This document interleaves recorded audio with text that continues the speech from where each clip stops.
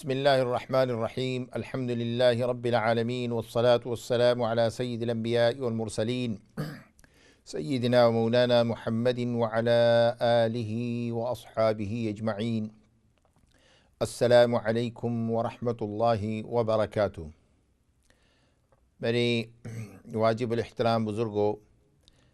عزیز ساتھیوں، پیارے نوجوان بچوں اور میری محترم مکرم ماؤں، بہنوں اور پیاری بچیوں، ایک مرتبہ پھر میں آپ کو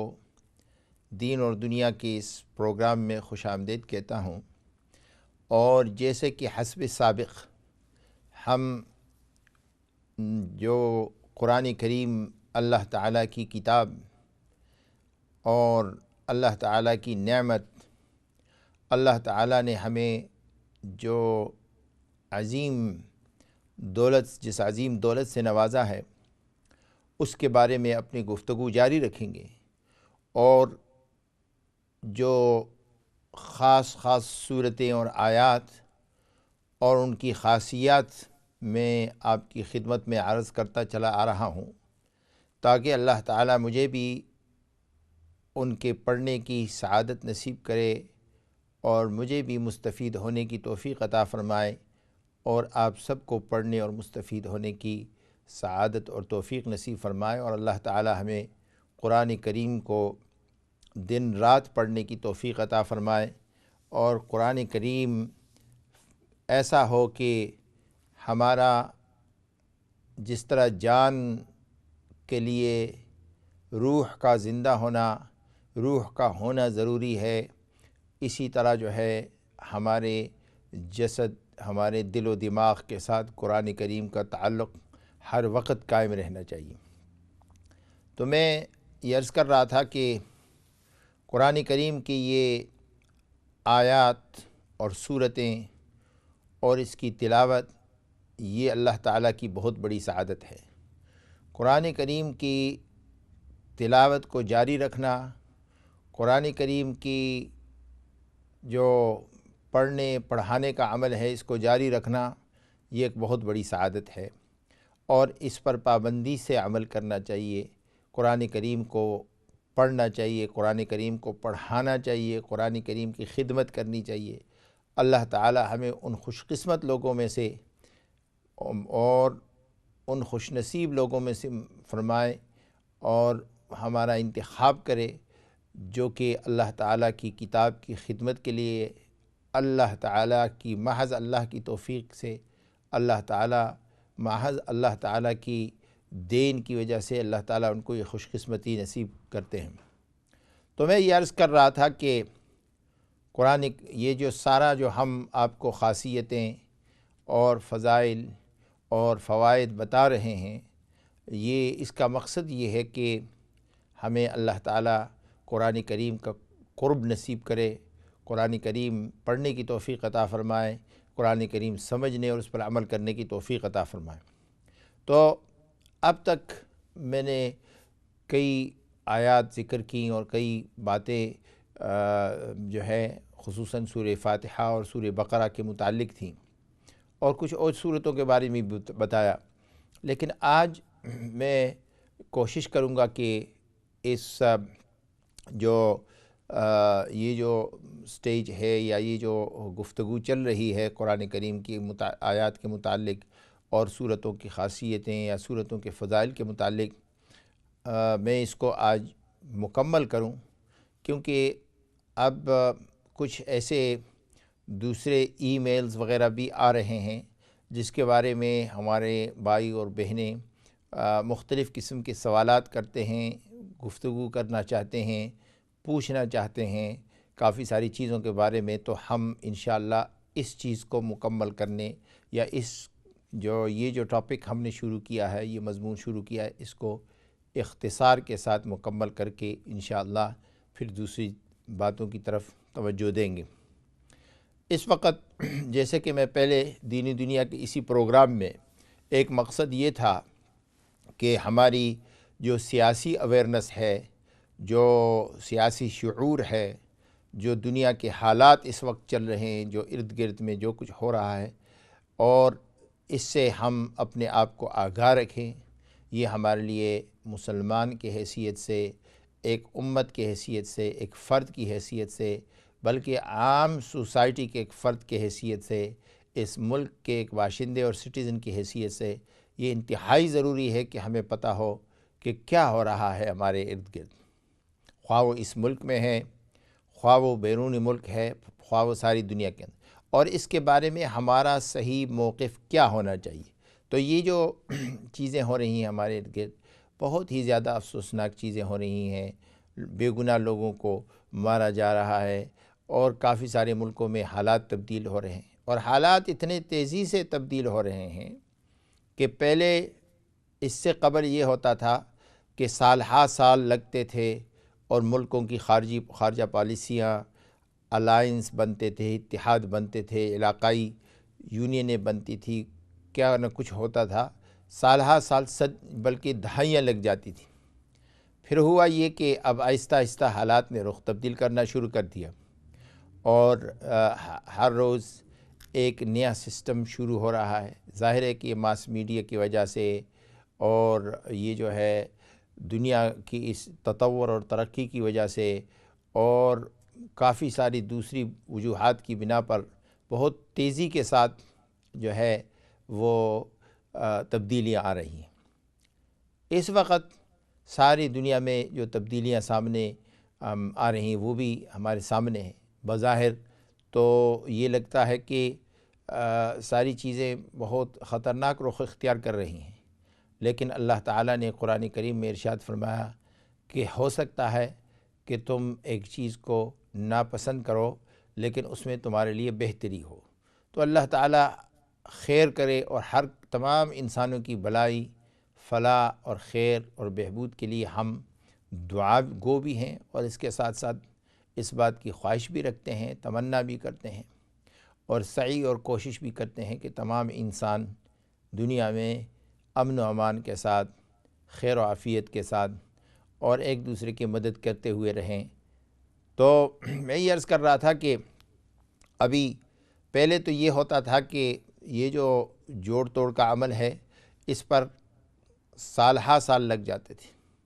بلکہ دہائیاں لگ جاتی تھیں، اور ابھی یہ ہے کہ ہم دیکھ رہے ہیں کہ ایسے الائنس بن رہے ہیں جو چند مہینوں میں بدل رہے ہیں، اور ابھی تو چند ہفتوں میں، اور ہو سکتا ہے کہ آئندہ کچھ دنوں کچھ ایسے حالات ہوں کہ دنوں میں وفاداریاں تبدیل ہوں، اور نئے نئے قسم کے حالات جو ہے اس پر مسلمان کا نظر ہونا چاہیے، مسلمان کی نظر، گہری نظر، تاکہ امت کے افراد کے مفادات کا جو ہے خیال رکھا جائے۔ میرے عزیزان محترم، اس میں سب سے بڑی چیز وہ ہے، اور خصوصاً ان ملکوں میں بسنے والے جو مسلمان ہیں ان کا آپس میں اتحاد، آپس میں ایک دوسرے کے ساتھ عفو اور معافات، آپس میں ایک دوسرے کو تسلیم کرنا، ایک دوسرے کے حق کو تسلیم کرنا، ایک دوسرے کا احترام کرنا، یہ انتہائی ضروری ہے۔ ہم سے ماقبل جو قومیں جن کے ہم تاریخ دیکھ رہے ہیں، مثال کے طور پر یورپ، جن ملکوں میں ہم رہ رہے ہیں، یہاں یہی تھا، مذہب کی بنیاد پر سال ہا سال تک، دہائیوں تک جو ہے آپس میں قومیں لڑتی تھی، بعد میں حالات بدل گئے، لیکن ہمارے مسلمان ملکوں میں ابھی تک وہی روش چل رہا ہے۔ ایک جو ہے خاص مخصوص فکر دوسری خاص مخصوص فکر کو دبانے کی کوشش کر رہا ہے، اور تیسرا مخصوص فکر جو ہے ان کے خلاف، ان کے اس پہ لگا ہوا ہے، چوتھا کچھ اور کر رہا ہے۔ تو یہ بڑی افسوسناک بات ہے۔ نتیجہ یہ نکل رہا ہے کہ اس وقت جو ہے عالم اسلام کا، کہ خصوصاً کئی ممالک جو ہیں وہ حالت جنگ میں ہیں، اور حالت جنگ یہ ہے کہ آپس میں لڑ رہے ہیں، اور اس کی وجہ سے غربت، تنگ دستی، اور لوگ ہجرت پر مجبور، اور لوگوں کو در بدر جو ہے وہ کیا جا رہا ہے۔ تو بات یہ ہے کہ یہ حالات بہت تیزی سے حالات میں تبدیلی آ رہی ہے۔ اللہ تعالی، ہم دعا کرتے ہیں کہ اللہ تعالی تمام انسانوں پر رحم فرمائے، اور یہ جو مصیبتیں کھڑی ہوئی ہیں انسانوں کی اعمال کی وجہ سے اور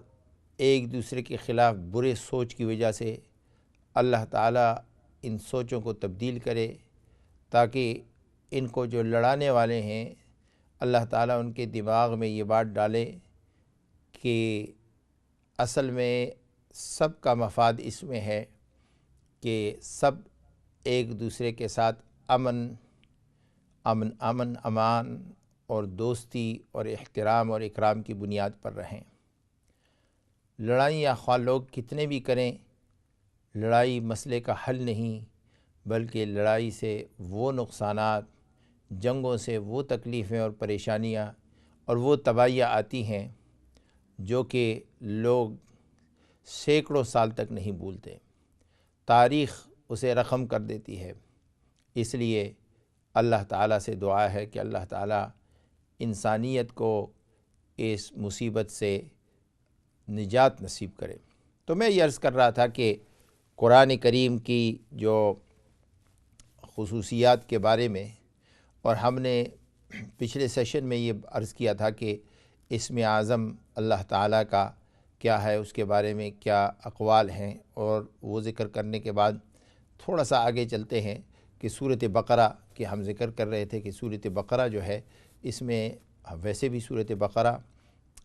ایک ایسی سورت ہے جس کے بارے میں رسول اللہ صلی اللہ علیہ وسلم نے فرمایا کہ اگر تسلسل کے ساتھ 3 دن کے اس پر کسی گھر میں پڑھا جائے تو اللہ تعالیٰ وہاں سے شیاطین کا جو ہے وہ خاتمہ کر دیتے ہیں اس جگہ سے، اور وہاں خیر و برکت کا نزول ہوتا ہے۔ اور رسول اللہ صلی اللہ علیہ وسلم نے ایک حدیث میں فرمایا کہ اس کی جو آخری 2 آیات ہیں، یہ اللہ تعالیٰ نے مجھے معراج کی جو ہے جب رسول اللہ صلی اللہ علیہ وسلم اللہ تعالیٰ سے ملاقات کے لیے تشریف لے گئے تو اللہ تعالیٰ نے معراج کی رات آپ کو یہ ہدیہ کی ہے اپنے خزانے سے، اور اس میں یہ ایمان والوں کے لیے ایک ایسا ہدیہ ہے کہ اس کو اگر انسان رات کو پڑھے تو اس کے لیے یہ فرمایا کہ کافی ہے۔ اب اس کے کئی تعبیرات علماء کرام نے منتج کیے ہیں۔ کسی نے کہا کہ کافی کا مطلب یہ ہے کہ یہ اس کے لیے رات کی شب بیداری جیسے ثواب ہے، اور کچھ نے کہا کہ اس کی حفاظت کے لیے، کچھ نے کہا کہ اس کی مغفرت اللہ تعالیٰ فرما دیتے ہیں۔ تو سورۃ بقرہ کہ یہ تو جنرل ہم نے کہا تھا کہ سورۃ بقرہ کو ہمیشہ پڑھنا چاہیے، اس کو چھوڑنا نہیں چاہیے، اس میں اللہ تعالیٰ نے بڑی سعادت اور خیر اور برکت رکھی ہے۔ اس میں آیت الکرسی ہے، اور اس سے پہلے میں نے عرض کیا تھا کہ جیسے کلمہ انا للہ و انا الیہ راجعون، اور جیسے فرمایا کہ جو لوگ جن کی کوئی چیز گم ہو جاتی ہے تو اللہ تعالیٰ اس کے پڑھنے سے ان کو یہ چیز عطا فرما دیتے ہیں۔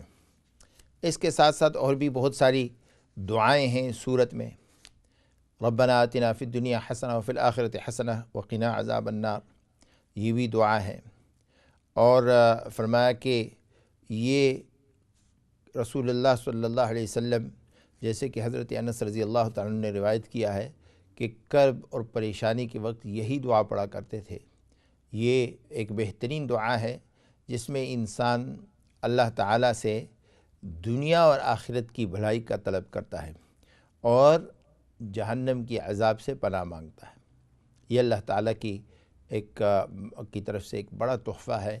اور اس دعا کو پڑھنا چاہیے۔ خصوصاً فرمایا نماز میں جو درود کے بعد آخری دعائیں پڑھی جاتی ہیں، کئی دعاؤں میں سے ایک دعا یہ بھی ہے۔ اور اس کے ساتھ ساتھ یہ ہے کہ جو ثابت قدمی اور صبر کے لیے فرمایا کہ ربنا افرغ علینا صبرا وثبت اقدامنا وانصرنا علی القوم الکافرین، اور اس کے بعد آیت الکرسی ہے۔ آیت الکرسی سورۃ بقرہ کی 5 آیات، آیت الکرسی اور آخری 2 آیات، یہ تو ہر ایک کو یاد ہونے چاہیے، اور معمولی سا وقت لگتا ہے، کوئی اتنی زیادہ اس کے لیے جو ہے تکلف یا اس نے زیادہ تکلیف یا اس کی محنت کی ضرورت بھی نہیں پڑتی۔ تو آیت الکرسی فرمایا کہ جو انسان رات کو پڑھتا ہے اللہ تعالیٰ اس کے نہ صرف یہ کہ اس کی حفاظت پر ایک فرشتہ مقرر کر دیتے ہیں، بلکہ فرمایا کہ وہ بھی حفاظت پہ ہوتا ہے، خود پڑھنے والا، اس کے ساتھ جتنے لوگ گھر میں ہوتے ہیں ان کی بھی حفاظت ہوتی ہے۔ اور ایک روایت میں یہ آیا کہ آس پاس کے پڑوس کے گھروں کی بھی اللہ تعالیٰ اس آیت الکرسی کی برکت سے جو ہے فرمایا کہ اللہ تعالیٰ حفاظت فرماتے ہیں۔ آیت الکرسی اللہ تعالیٰ کی اتنی بڑی نعمت ہے کہ فرمایا اس کی برکت سے دعا کرے انسان تو اللہ تعالیٰ دعا کو قبول فرماتے ہیں۔ اور آیت الکرسی کے متعلق ایک روایت میں آیا ہے، مشہور واقعہ ہے جو آپ نے سنا ہوگا کئی مرتبہ، کہ کہیں سے مال غنیمت آیا اور اس کی حفاظت کے لیے اللہ کے نبی صلی اللہ علیہ وسلم نے حضرت ابو ہریرہ رضی اللہ تعالیٰ عنہ کو مقرر کیا، تو وہ رات کو پہرا دیتے رہے، تو ایک شخص آیا جو چوری کرنے لگا، تو حضرت ابو ہریرہ رضی اللہ تعالیٰ عنہ نے اس کو پکڑا اور اسے پکڑ کر کے کہا کہ تم یہ کیا چوری کر رہے ہو، کیا یہ تو غلط بات ہے۔ خیر اس نے اپنی عذر پیش کی، کہا غریب آدمی ہوں، معافی مانگی، اور یہ وہ کہا کہ نہیں کروں گا آئندہ، آپ مجھے چھوڑ دیں۔ تو حضرت ابو ہریرہ رضی اللہ تعالیٰ عنہ نے ان کو چھوڑ دیا۔ تو رسول اللہ صلی اللہ علیہ وسلم کی خدمت میں صبح یہ واقعہ پیش کیا، آپ صلی اللہ علیہ وسلم نے یہ حکم دیا کہ اس کو پکڑ لو۔ یہ کہا، جب وہ آیا تو دوسری رات پھر آیا، تو حضرت ابو ہریرہ رضی اللہ تعالیٰ عنہ نے اسے روکا، اس نے پھر منت سماجت کی، کہا غریب یہ وہ، تو اب منتیں سماجتیں کرنے کے بعد پھر حضرت ابو ہریرہ رضی اللہ تعالیٰ عنہ کو رحم آیا اور چھوڑ دیا۔ تو رسول اللہ صلی اللہ علیہ وسلم نے صبح پوچھا کہ کیا ہوا آپ کے قیدی کا، آپ کے جو کہا کہ یا رسول اللہ وہ آیا تھا لیکن یہ کہ میں نے اس کو چھوڑ دیا اس کی عذر کی وجہ سے۔ آپ نے فرمایا کہ رات کو پھر آئے گا اور اسے چھوڑنا نہیں۔ تو واقعی پھر آیا، چور آیا اور حضرت ابو ہریرہ رضی اللہ تعالیٰ عنہ نے اس کو پکڑ لیا اور اس کو باندھا اور اس کو کہا کہ تجھے چھوڑوں گا نہیں، رسول اللہ صلی اللہ علیہ وسلم کی خدمت میں تمہیں پیش کروں گا۔ اس نے بڑی منتیں سماجتیں کی، آخر میں کہا کہ دیکھیں اگر میں آپ کو ایک بہت ہی جو ہے اچھی چیز بتا دوں، بلکہ ایسی چیز بتا دوں، ایسا عمل بتا دوں کہ تم وہ کرو تو آئندہ تمہارے پاس تمہاری حفاظت ہوگی، تم محفوظ رہو گے، تمہارا مال محفوظ رہے گا، تمہیں کوئی نقصان نہیں پہنچے گا۔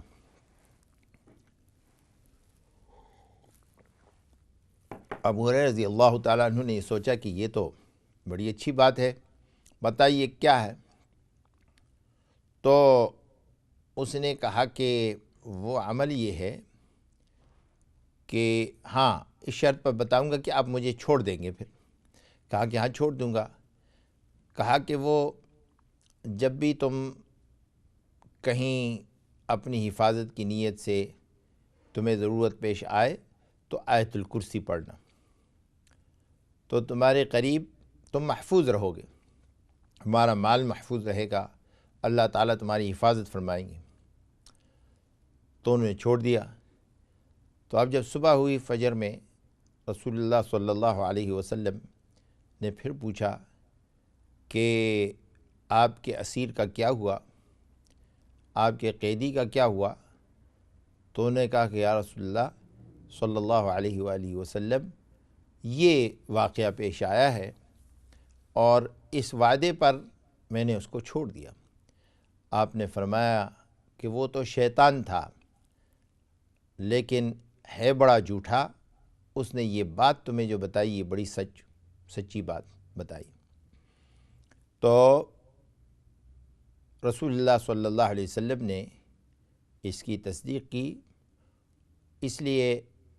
آیت الکرسی کے بڑے فوائد ہیں، اور فرمایا کہ رسول اللہ صلی اللہ علیہ وسلم نے کہ جب آیت الکرسی نازل ہوئی تو 70,000 فرشتے اسے لے کر کے رسول اللہ صلی اللہ علیہ وسلم کی خدمت میں حاضر ہوئے، اور آپ نے فرمایا کہ یہ ایک ایسا تحفہ ہے اللہ تعالیٰ کی طرف سے، اللہ کے خزانوں میں سے، اللہ کے عرش کے خزانوں میں سے، جو کسی اور نبی کو نہیں ملا۔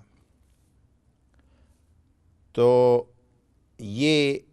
اللہ تعالیٰ کے نبی صلی اللہ علیہ وسلم نے اس کی جو ہے اتنی بڑی فضیلتیں اور خاصیتیں بیان کی۔ چونکہ